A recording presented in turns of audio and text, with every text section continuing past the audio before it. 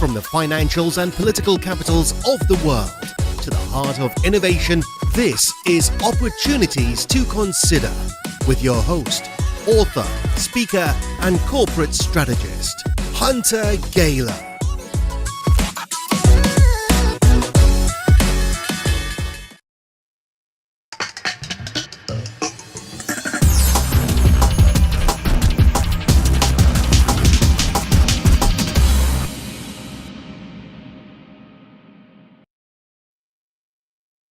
Lameness issues, joint pain, and osteoarthritis can be difficult to treat and debilitating for an animal's health and well-being. Take control of lameness issues and joint pain.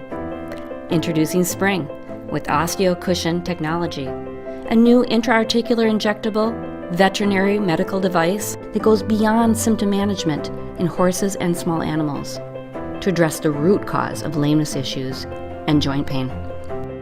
When injected into a joint, Spring's naturally derived protein and carbohydrate components form a sterile, sponge-like, and shock-absorbing matrix that works with synovial fluid to mimic the protective form and function of healthy joint cartilage. Spring provides a scaffold that can protect the joint from further injury, unlike other conventional treatments that may only mask symptoms. Spring has provided potential long-term relief with just one injection. It has a demonstrated safety profile in animals with a track record of more than 5 years real-world experience in various joint types for horses and dogs. With just one injection, Spring with OsteoCushion technology targets the root cause of lameness issues, joint pain, and osteoarthritis, helping animals do what they do best.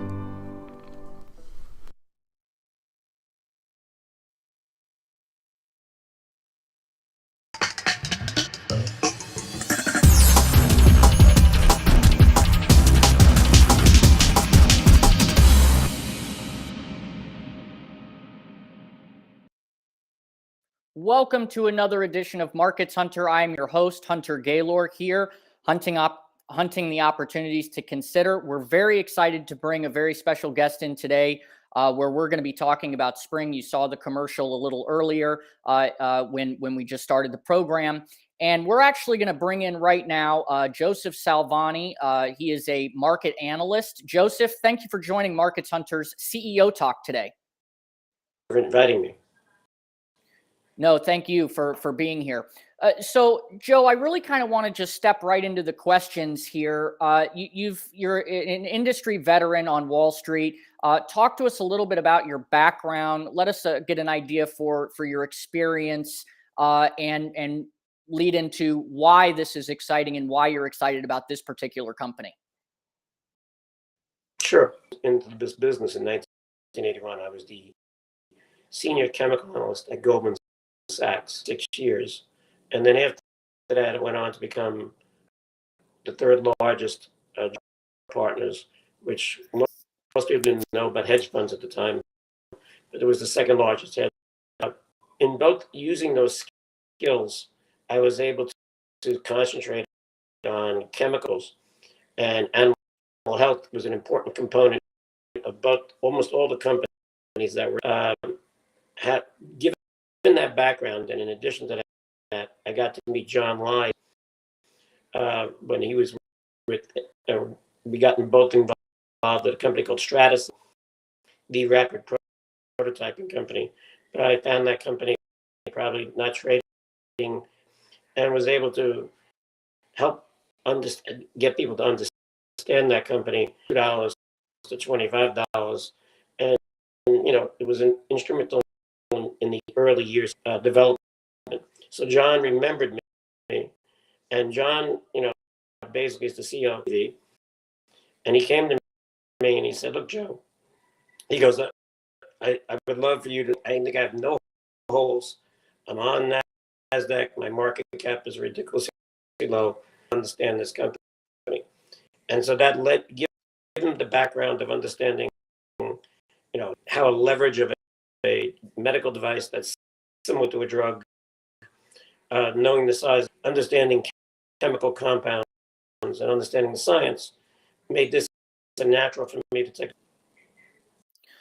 So, given your background, Joe, can you talk about what made this so exciting for you as opposed to any of the other companies you could potentially be working with? The compound is made in human grade compliance background. The second thing is it comes from a phase study done in humans, which then enabled and was classified by the FDA medical device.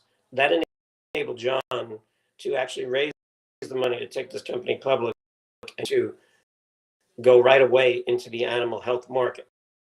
Because anything that's classified as a device, it was automatically classified as a veterinarian medical device. They developed the manufacturing to do the studies, and they launched the product in October of 21. But obviously, they didn't have the full sales and everything. So just about a year later, they were able to get there in the animal health business to market them. So what intrigued me about this is going after osteoarthritis, and because it's different than the markets that are out there. Hyaluronic acid is injected into your cartilage, or that's like putting air in a balloon with a hole. It leaks out, and you got to do it again and again and again, and the hole keeps. They give non-steroidal anti-inflammatories to try and get rid of the pain, degrades the joint, degrades the cartilage, and causes problems. What Spring does gets injected. It's a combination of collagen from bovine, and heparin, which comes from pigs, and that combination creates a matrix that they have found actually does become at the same time acts like the hyaluronic acid. So you don't need the hyaluronic acid. So it's very big. There was a company I followed years ago, made a lot of money on, called Biometric. Excuse me. They became the king of hyaluronic acid. They have a thing called Synvisc 1, which in 2017 is the last time I could see the results in a year for humans, and then got adapted to be used. There is nothing that cures lameness or attempts to alleviate this or osteoarthritis, or actually what they're finding is also, in a sense, seal, which is not, they haven't done the study for yet, but they're seeing evidence of that. So what you find has tremendous impact. So let's go over the numbers. There are 14 million percent are performance horses. The other 70 are pets. There's nothing horses really want to make sure their horses work. There's been gigantic evidence. All of a sudden, within a week or so, it's galloping and winning races. Interestingly enough, as of the beginning of this year, the Racing Association, based on polyacrylamide or non-natural products, derived medical, a veterinarian that basically, when injected, allows the horse to have longer, better performance. And from a pet owner standpoint, it's a home run. The next thing is there are 60 dogs. On March 15th, they're having a major study come out that they paid for. They wouldn't be being given in a peer-reviewed meeting if it wasn't good. It'd be excellent to show that basically about 20 million of those dogs have osteoarthritis. So just think about that. What are the odds of something that could actually help your dog turn back the clock? You see him running around playing with younger dogs, or I see him, her running around playing with. People have a tendency, especially when it comes to small animals, of really doing even more sometimes. So your choice of a lame dog is spending $200 to $300. Unfortunately, put $1,000 on a knee surgery or elbow surgery, or spending $600 because your vet recommended that you should do this, and the dog stays stays a year, but it lasts longer. There are also going to be a feline study that MWI is the largest, and they basically have over 4,000 locations, and they're really, but now once the dog study comes out. So what are the odds when you add up 10 million horses, say 65 million dogs and cats, you maybe call well over 120 million U.S. animals that basically have about true arthritis, that this company over the next 2 years, with no major competition, able to get at least to a rate of 1 million injections a year. This is a well over $200 million product for them. But So, Joe, 80 to 90% on that, and I think that's a good segue into my next question here, which I'd like to get a market analyst perspective on this, because we talk with a lot of the management of companies, and last time I spoke with the leadership at PetVivo, one of their gentlemen that we spoke with was their national sales director by the name of Mark Middleton. From your professional opinion and your analysis, what is the real opportunity for this product in the animal world, given everything that you've said? But what about the company's distribution partner, Amerisource Bergens, their MWI unit? What's your professional opinion on what that means for the company? Well, they are the 10,000-pound gorilla inside of animal health. They cover all the vets and nationwide.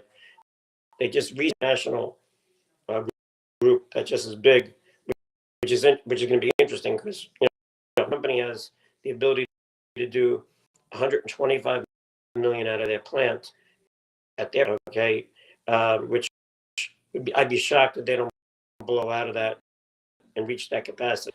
And so, that's all because MWI is so strong. The synthetic product, which is polyacrylamide based, the plastic product, about 10% of the time gets sealed off by the immune system, causing the performance horses at all, or in your dog. You don't see that side of this product. In addition, this improves the cartilage and improves the ligament. I think on the conference call recently, a woman called up and said her father was a major. They had a horse that had a ballooned ankle, and within days, she said, okay, I know it usually takes a week or so, but in days it was races, in which it never did before. So this is the type of anecdotal that are making its way onto social media. The same thing with dogs. There was a doctor that had a dog that all of a sudden was running around again, and this is a educated physician who doesn't know it, but he did everything possible for his dog, and he said it was amazing. That they have is that a 11-year-old lab got a young pup for it to play with, and it wasn't playing with it. They injected it, and all of a sudden the pup. If this is the type of stuff that's going to come out of this stuff, it is. MWI is going to make this a big product. Like I said, if they don't at least reach in a couple of years 1 million injections a year between the horses, more realistically, that's out of more realistically, 1 million at its peak. And if it does 3 to 4 million at its peak, you're talking $500 million make. Now let's just put the margins on this. At 100 million, the margins of this company could be making $8 to $9 a share. If it's a couple of hundred, if it's more than that, you're talking 30 or 40. Yes, it's a wild out. But the fact of the matter is, looking at something that could be significantly bigger than any other veterinarian product we have out there. And the company with 10.6 million shares. So at So 10.6 million shares, the earnings leverage from this one product, and the company has another 11 to 12 other products, urinary incontinence product, which I believe could be almost as big. This product has been made and had a phase 2 designation. There's an element of a human side to this that they're not going to go into, but it's somebody else. We try to do this in humans because realistically, as you get more dog treatments, feline treatments, this is basically a real live, real world, because it works almost the exact same way in humans.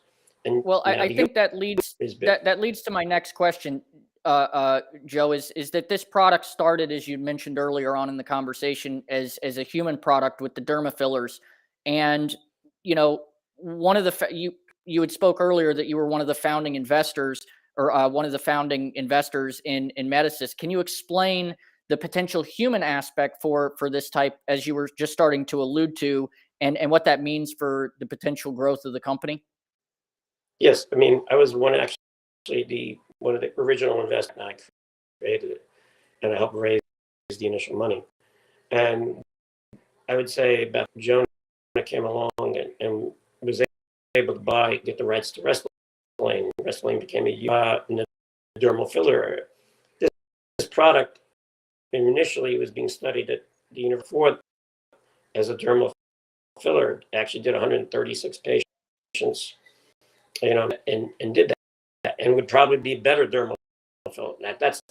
That enables us not go into dermal filler, but to continue, not the company, but if they created them and they cut a deal with them to do the studies, say around 5 million, they can get a PMA done, osteoarthritic market, which would do the exact same thing. And there you're talking the number really big. You're talking just the replacement of synthetic lubrication in knees is an 11 billion. So there is zero value being put upon this product for humans. They should be buying it for that. They should be buying it because this thing could be a well over 200 more in the animal health, just from spring alone, not to count all the other products they have. So I think that's a very good lead into my question. One of the products that they have that we showed the commercial before we started and you joined the segment is the spring product. And for all of our viewers, we have some information scrolling on the bottom about the spring product. But given what you have forecasted for spring earlier on in the conversation, what are the potentials for other products, and where do you see the stock in, say, 6 months, 1 month, 2 years? Eventually, does it get sold before that? Give us your professional opinion on where you see the company going from a market analyst perspective. Well, what I like about this company is that the CEO and management have kept the share base. There's only 10.6 million shares out. It's probably only 7 million. There's only about inside DTC, or maybe between 6 and 7 million, and term investors that know the company. If Spring does what I anticipated to do, the market begins to focus that it could do 100 million in revenue, say by the middle to the end of 2025. It's going to start discounting $10+ a share or more and put a 20, 30 multiple on it. So it could easily be $200 to $300 a share, literally within a year out. If they focus on the true dominance market. And why is that? Because they have the number one distributor. They're the only one out. You're dealing with social media, which once people start telling people about, wow, what's going to happen is they're going to start going to the vet. The only reason why I wouldn't be is because most small animal vets don't do injections. It's going to take some education to get them to do it. It takes 2 to 3 years. It doesn't matter.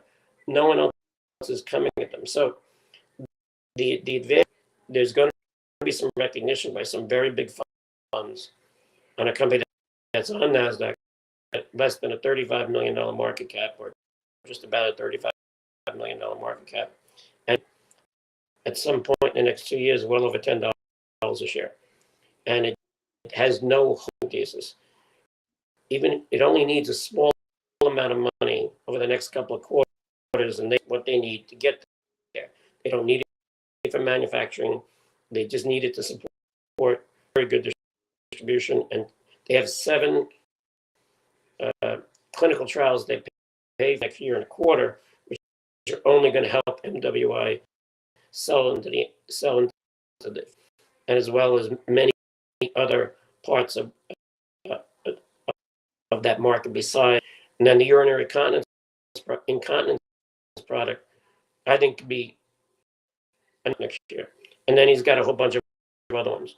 So, and at some point, at the end of the year, someone's going to recognize that this has value in humans. And when that does, you're going to get up. So obviously there is tremendous things to expect from the company. We've put their stock symbol down below. It's PETV. You can also go to PetVivo. You can follow their company along. I really encourage people to do that. Also, if you go to marketshunter.com and you click the PetVivo portfolio, you can go and see their entire profile page. And we look forward to having Joe back for more analyst coverage. Is there anything you want to add? Absolutely. Please go ahead. Yeah. So recently came out, you saw a tremendous amount of insider buying by the board of directors. Gave up his salary and to get stock, which helps increase the cash. All right. And that's very important. So you remember it in the rule. In the worst case, they can't sell for 6 months and make a profit, because all the profit then goes to the company a long time. And they have been anyway. But the fact that they're buying here tells you they actually believe that this product is going to be a monster product. I actually think component. The other thing is, I believe that there is what I call a sleeping short, and like most of these small cap NASDAQs got destroyed. It wasn't making money when the Fed raises interest rates 4 to 5%. Whereas Kathy Wood said today, when it rises in history, all right, stocks come down. Most of the time, Dell and other companies go more, and the market makers go short. They stay short. So I built up short in this, that basically maybe out of the 7 million, close to 7 million share, naked short. And, I think once the stock, which it's trying very hard to do, the company's been hitting 52-week highs over the last. Once it does that, this thing could easily run to the 5 to 6 range. But the company's got about that publicly trade. But I think it's going to blow right through that. And so, I've been in a lousy market environment. This is one of those unique companies that, because of earnings and the fact that there is zero investment holes, and it's so far behind its market, become one of the biggest winners on NASDAQ this year. Well, and I think that's very interesting. This definitely, in my book, from the Markets Hunter perspective, is a buy and hold for the long term because of the amount of innovations coming out from the company. And based on your analyst coverage, I think it's clear. Where can people go for more information on the company outside of their website? Should you encourage them to be looking at the filings and the fundamentals? Yeah, well, the website does a great job of pulling everything together. John, is coming up with one of the better informative websites. Matter of fact, today, I think an analyst recommendation, which I thought was a pretty very well thought up analytical report. I'm sure John will probably put it on I don't know if it's on there, but it will be on his site shortly. Looking up, a lot of the videos, taking a look at what the owners of the animals, because the animals can't talk. You can only move. And that's very important. And I think, the feline would be very informative, because I don't think there's been very much for osteoarthritis, you spend about $150 a month to give to it, because cats, they just you can hard to tell if a cat has got arthritis, but you begin to tell the difference like spring. So as word gets around to the younger the pets, an organically derived product versus or non-steroidal anti-inflammatories, this thing is going to take off big time. The other thing you should realize is that in the polyacrylamide area, which is it's imported from Russia. So that's another problem. I think that this is made in Minnesota, and that's a very, very important thing, especially in today. Resourcing back in the U.S. His plant is in the U.S. This is a U.S. product. Well, yeah, I think that's definitely made in the USA is a clear winner for this particular thing, especially when people are very concerned about the health and well-being of pets, which I can tell you in our family, pets are family members. So, we look at them just as the way we look at other members of our family. So that's very important. Also, with regards to the market report, I will say to all the viewers here, we will put a link to that on our social media channels. And we will put that link to the PDF report that did come out. We are familiar with what Joe is talking about here. And so, Joe, thank you so much for joining us. Do you have any final comments you'd like to make? I think that this is going to be the winner on NASDAQ this year. I really do. Well, there you go. Next couple of years, you heard it here from a market analyst that understands the space. He understands, obviously, given his background. So, once again, this will be posted and this streams across all platforms from LinkedIn to Twitter to YouTube. It stays up. This is evergreen content, so you can come back and watch this and rewatch it to make sure you have your notes and everything that you need as an informed investor. Joe, thank you so much for joining the program, and we look forward to having you back on potentially talking about some of the other companies that we have here on Markets Hunter. Thank you, Hunter. Thank you. Thank you, everybody. Be well. Bye.